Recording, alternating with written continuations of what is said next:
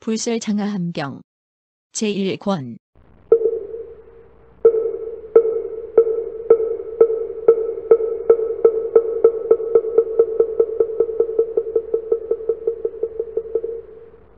태자는 그들의 소원을 받아들여 제자로 삼고 그들과 함께 유행하면서 곳곳에서 교화를 펼쳤느니라.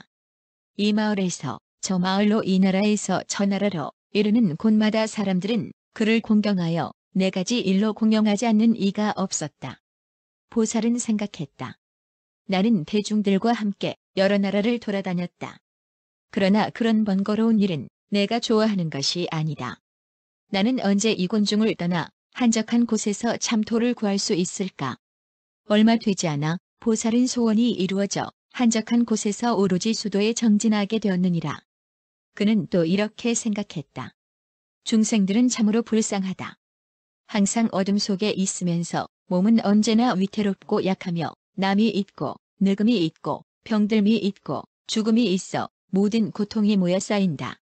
여기서 죽어 저기에 나고 저기서 죽어 여기에 난다. 이런 괴로움의 무더기로 인하여 바퀴처럼 돌고 돌며 끝이 없구나. 나는 언제나 이 괴로움의 원인을 밝게 깨달아 남늙음, 죽음을 없앨 수 있을까? 보살은 또 이렇게 생각했느니라. 나고 죽음은 어디로부터 무엇을 인연하여 생기는 것일까? 그는 곧 지혜로서 그것의 유래를 관찰했다. 생이 있기 때문에 늙음과 죽음이 있다. 그러므로 생은 늙음과 죽음의 인연이 된다. 생은 유를 따라 일어난다. 그러므로 유는 생의 인연이다. 유는 취를 따라 일어난다. 그러므로 취는 유의 인연이 된다. 취는 애를 따라 일어난다. 그러므로 애는 취의 인연이 된다. 애는 수를 따라 일어난다. 그러므로 수는 애의 인연이 된다. 수는 촉을 따라 일어난다. 그러므로 촉은 수의 인연이 된다. 촉은 유깁을 따라 일어난다. 그러므로 유깁은 촉이 인연이 된다. 유깁은 명색을 따라 일어난다. 그러므로 명색은 유깁의 인연이 된다. 명색은 식을 따라 일어난다. 그러므로 식은 명색의 인연이 된다. 식은 행을 따라 일어난다. 그러므로 행은 식의 인연이 된다. 행은 치를 따라 일어난다. 그러므로 치는 행의 인연이 된다. 따라서 치를 인연해 행이 있고 행을 인연해 식이 있고 식을 인연해 명색이 있고 명색을 인연해 유깁이 있고 유깁을 인연해 촉이 있고 촉을 인연해 수가 있고 수를 인연해 애가 있고 애를 인연해 취가 있고 취를 인연해 유가 있고 유를 인연해 생이 있고 생을 인연해 늙음, 병듦, 죽음, 걱정, 슬픔, 괴로움, 번민이 있는 것이다.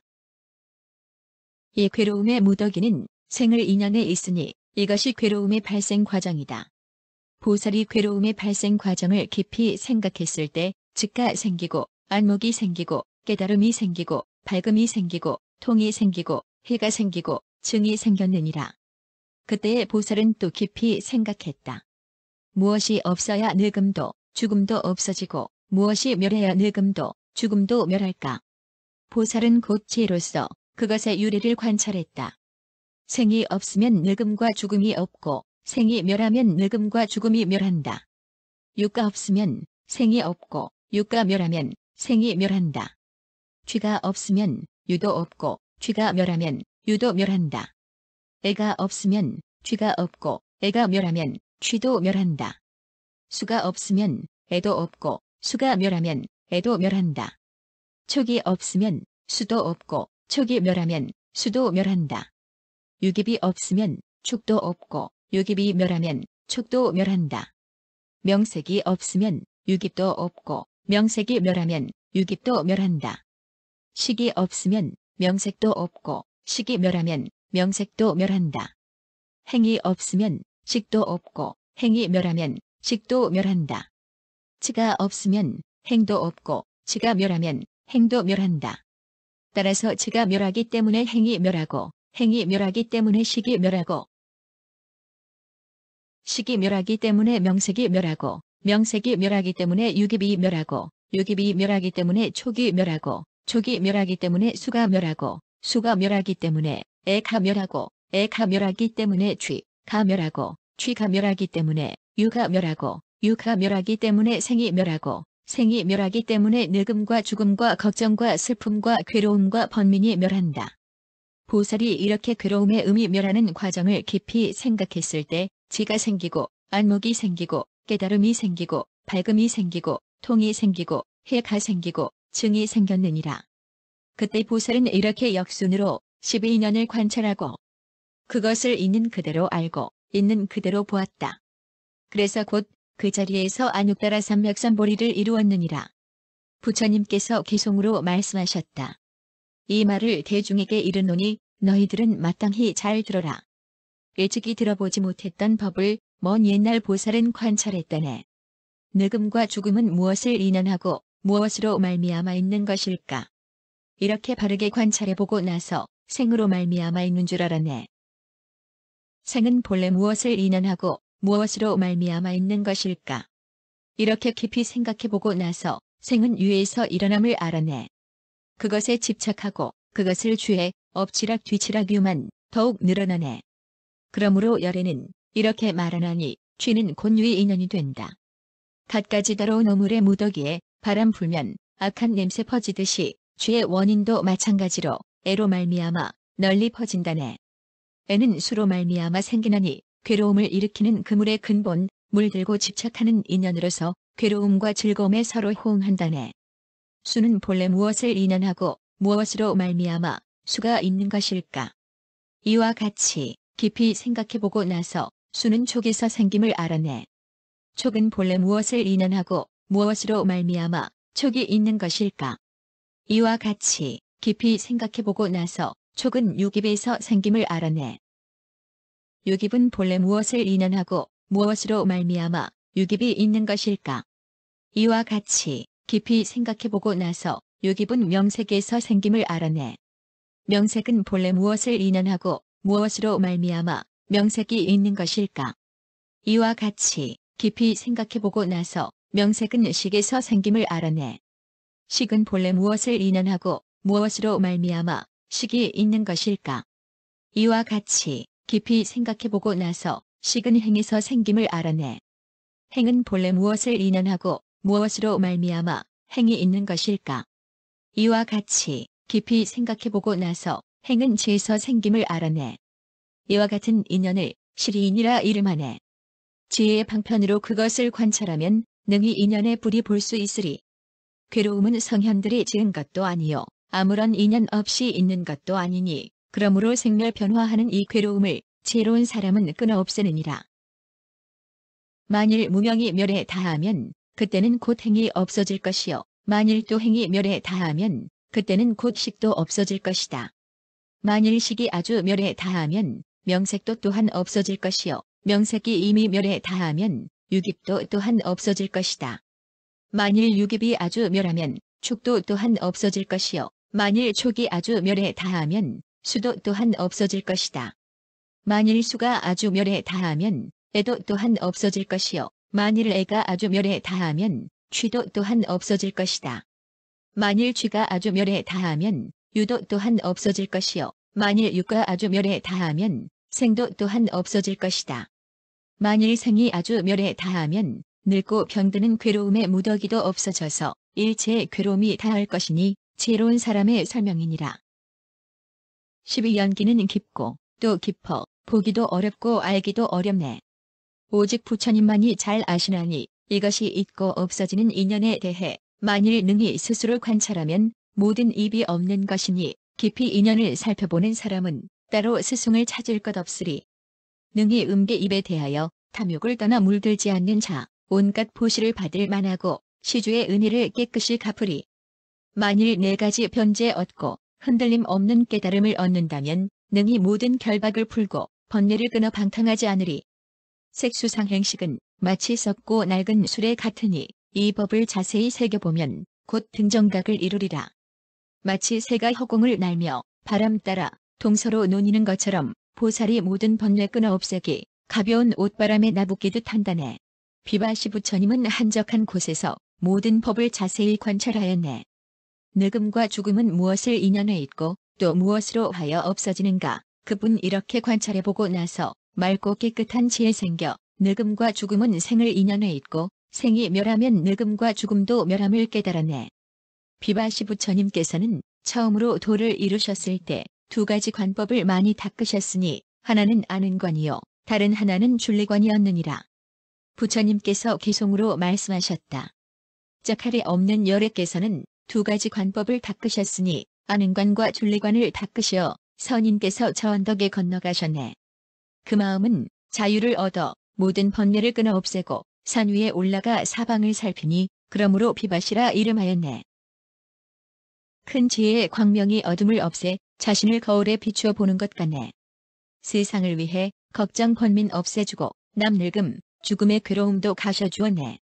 비바시 부처님께서는 한적한 곳에서 또 이렇게 생각하셨느니라. 나는 이제 이외 없는 법을 이미 얻었다. 이것은 매우 깊고 미묘하여 알기도 어렵고 보기도 어렵다. 이것은 번뇌가 없고 맑고 깨끗해 오직 지혜 있는 사람만이 알 수 있는 것이지 범부가 알 수 있는 것이 아니다. 이는 모든 중생들이 다른 주장과 다른 소견과 다른 감정과 다른 학문을 의지하기 때문이다. 저들은 제각기 다른 소견에 의지해 나름대로 구하는 바를 즐기고 제각기 배운 바에 힘쓴다.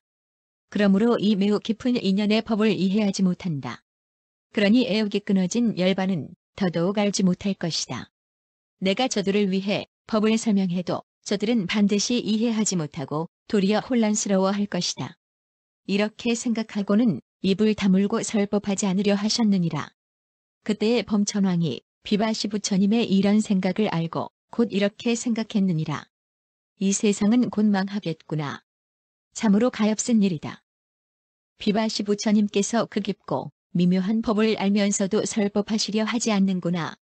그래서 힘센 사람이 팔을 굽혔다. 편은 정도의 짧은 시간에 범천궁에서 순식간에 내려와 부처님 앞에 서서 그 발 앞에 머리 조아려 예배하고 한쪽에 물러가 서 있었다.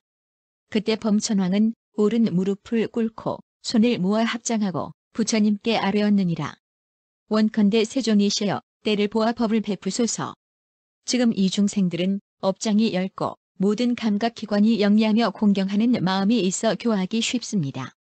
뒷세상에서는 구제할 수 없는 죄를 지을까 두려우니 온갖 악한 법을 멸하고 좋은 세계에 태어날 수 있게 하소서. 부처님께서 범천왕에게 말씀하셨느니라. 그렇다, 그렇다. 내 말과 같다. 다만 나는 한적한 곳에서 혼자서 묵묵히 생각하고 있었을 뿐이다.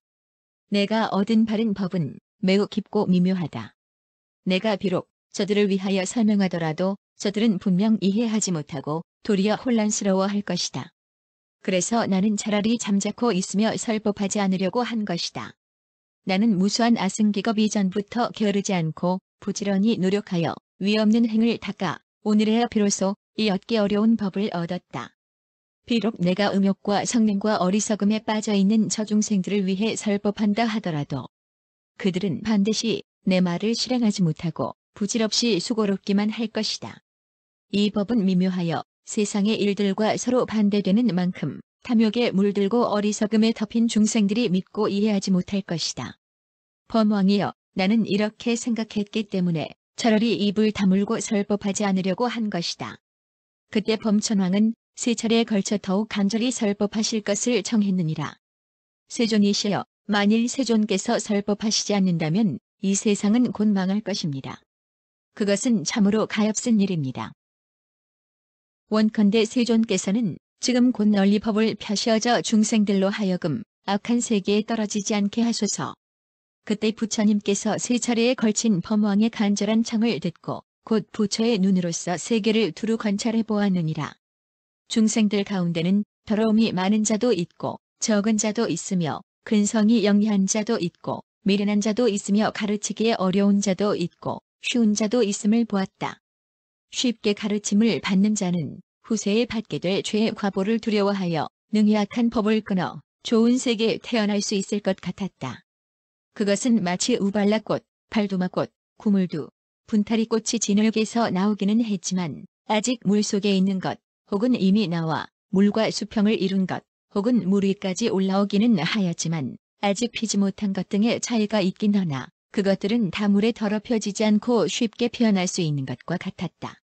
세계 중생들도 또한 그와 같았느니라. 그때 세존께서는 범왕에게 말씀하셨느니라. 내 너희들을 가엾이 여겨 이제 마땅히 담노 법문을 열어 설명하겠노라. 이 법은 깊고 미묘하여 이해하기 어려운 것이다. 나는 이제 내 말을 믿고 받아들여 즐거이 듣는 자를 위해서는 설법하겠지만 혼란스러워하고 아무 이익이 없는 자를 위해서는 설법하지 않으리라. 그때 범왕은 부처님께서 그의 청을 들어주심을 알고 기뻐 뛰면서 부처님 주위를 세 바퀴 돌고 그 발에 머리 조아려 예배한 뒤 호련히 자취를 감추었다. 그가 사라진 지 오래지 않아 열애께서는 조용히 혼자서 생각했느니라. 내가 누구에게 먼저 설법해야 할까? 그리고 다시 생각했다. 내 마땅히 반두성으로 들어가 먼저 왕자 제사와 대신의 아들 건달을 위해 담노의 법문을 열리라.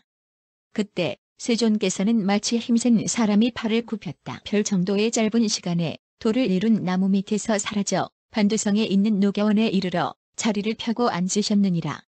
부처님께서 기송으로 말씀하셨다. 사자가 숲속에서 자유로이 논이는 것처럼 저 부처님 또한 그렇게 자유로이 논일며 걸림이 없었네. 비바시 부처님께서 동산지기에게 말씀하셨느니라. 너는 성으로 들어가서 왕자 제사와 대신의 아들 건다에게 가서 정녕 궁금하십니까? 비바시 부처님께서 지금 노가원에 계시면서 그대들을 보고자 합니다. 지금이 바로 적기임을 아셔야 합니다라고 전하여라. 그때 그 동산지기는 분부를 받고 두 사람의 처소로 찾아가 부처님의 말씀을 빠짐없이 전하였느니라. 두 사람은 그 말을 듣고 곧 부처님이 계신 곳으로 가서 머리 조아려 발에 예배하고 물러나 한쪽에 앉았다. 부처님께서는 그들에게 차근차근 설법하시어 가르침을 펼쳐 보여 이롭게 해주고 기쁘게 해주었다. 즉 보시론, 계율론, 생철론에 대해 말씀하시고 애욕은 나쁘고 더러운 것이며 우환이 되는 심각한 번뇌임을 가르치고 세속을 떠나는 공덕은 가장 미묘하고 청정하기 제일이라고 찬탄하셨다. 그때 세존께서는 그 두 사람의 마음이 부드러워지고 기뻐하며 즐거이 믿어 바른 법을 넉넉히 감당할 수 있음을 아셨다. 그래서 곧 그들을 위하여 괴로움에 대한 성스러운 진리를 말씀하시고 괴로움의 발생에 대한 성스러운 진리, 괴로움의 소멸에 대한 성스러운 진리, 괴로움의 벗어남에 대한 진리를 두루 해설하셨다. 그때의 왕자 제사와 대신의 아들 건다는 앉은 자리에서 먼지와 때를 멀리 열고 법안이 청정해졌으니 마치 흰 바탕이 쉽게 염색되는 것과 같았다. 그때 지신이 곧 이렇게 외쳤느니라. 비바시 열애께서 반두성 노교원에서 위없는 법륜을 굴리셨다. 그것은 어떤 사문 바람은 모든 하늘이나 악마 그리고 다른 세상 사람들로서는 굴릴 수 없는 것이다. 이 소리가 널리 퍼져 사천왕을 비롯해 타화자제천까지 들렸고 잠깐 동안의 범천까지 들렸느니라. 부처님께서 기송으로 말씀하셨다. 기뻐하는 마음으로 뛰며 좋아해 저 열애를 그리어 칭찬했네. 비바시는 비로소 부처님 되어 위없는 법륜을 굴리셨다네. 처음으로 소왕 아래에서 일어나 반두성으로 나아가시어 건다와 제사를 위해 사제의 법륜을 굴리셨다. 그때 저 건다와 제사는 부처님의 교화를 받아들인 후 깨끗한 법륜 안에서 청정한 행을 닦았다를 리 없었네.